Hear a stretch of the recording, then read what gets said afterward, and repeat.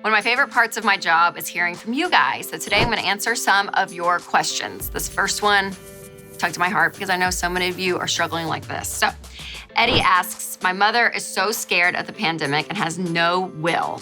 What is the best way to create one? Does she need to hire a lawyer? I feel like wills can be extremely intimidating, just like the sound of it. But listen, it's actually pretty simple. And you don't always need a lawyer. Mama Bear Legal Forms actually can help you make a will in less than 20 minutes. They even put together some helpful questions that you can ask her so that she can start thinking of her answers in order to create a proper will. So you can ask her things like, who will make sure that my wishes are gonna be carried out? Who will take care of my children? Who will I be giving my stuff to?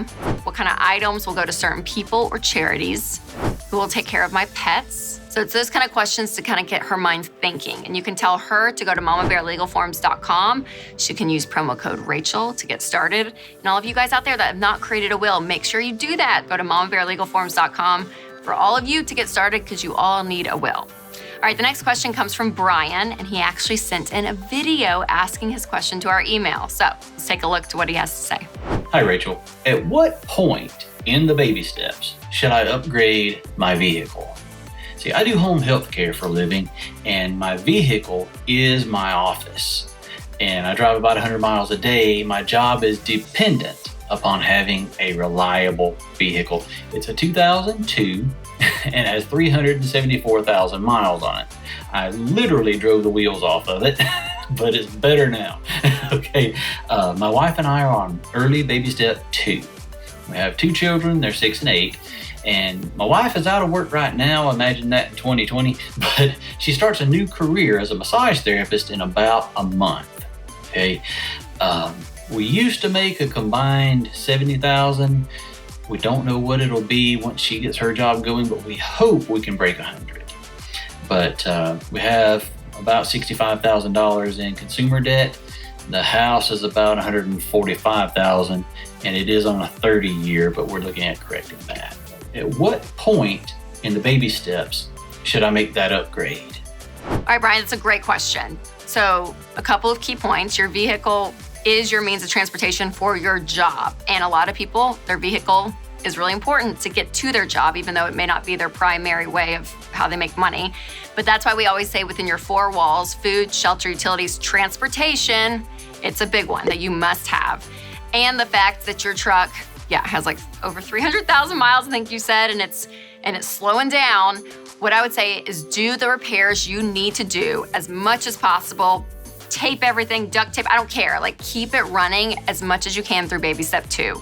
But again, if you get to a point that you're spending more on the repairs than what it's worth, that's when you need to say, okay, we're gonna save up a little side money over here, pausing baby step 2 to actually buy a reliable vehicle. But again, it's not gonna be a pretty vehicle. Maybe it has 200,000 miles, the next car you buy, instead of 300,000. But again, junk or cheap, I don't care, but to get you through baby step 2. On the other side of baby step 2, you can say, okay, here is how much our income is because your wife is starting a new job, and try to build up at least 3 months worth of expenses before you go and replace a fully nicer vehicle. So really just think of kind of like your junker cars are getting you through baby step 2 till it gets to the point that you're paying more on fixing it and the repairs than what it's worth. So make sure you have all the details of your truck, you know how much it's worth, and you know how much all your repairs are costing you because you really want to keep track of that. So hope that answers your question, Brian, but keep up the great work, you guys. Oh, baby step 2 can be a grind, but you guys can do it. All right, our last question comes from Christina, and she asks, any advice you can offer about discussing finances and debt when you're dating? Oh, the dating stage is so exciting. Okay, one thing you need to know is that money fights and money problems is one of the leading causes of divorce in America.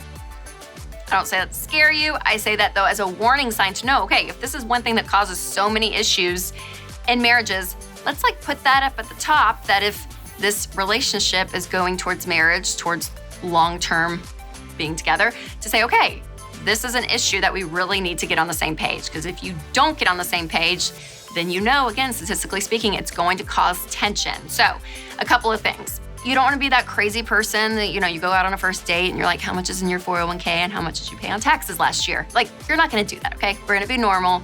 We're going to be normal. But when you get to the point that you're like, oh no, this actually is probably gonna have a future, then you need to start having all important conversations, including money. So you guys need to talk about the things that have issues in marriage, but money is one of those. So the more clarity you can have on your value system and what you long for with your money, the better off you're going to be. And then the more information you guys can share. And maybe you want to wait till you're engaged if you want to do that. But I would say if you're in the dating processes and it's getting serious, why would you not just say, hey, here's my financial situation. There's nothing to hide. And again, this is if you're getting married. You're not going to do this to anyone, but like if I'm progressing in a relationship and I know I'm going to be with this person for the long haul, be open and honest. Because the worst that can happen is that they look at you and they're like, oh, I don't know. Well, then you're not going to want to be with them in the first place. So setting that foundation of open and honest conversation is really important. So things like how much debt do you have? How much do you make? What all do you have in investments? What's in your checking account? Like know what is going on. The more communication, the better. All right, guys, love answering your questions so much. So keep sending them in, whether it's on my Facebook community or Instagram, YouTube. You can ask them anywhere, and hopefully I will answer them here on the show.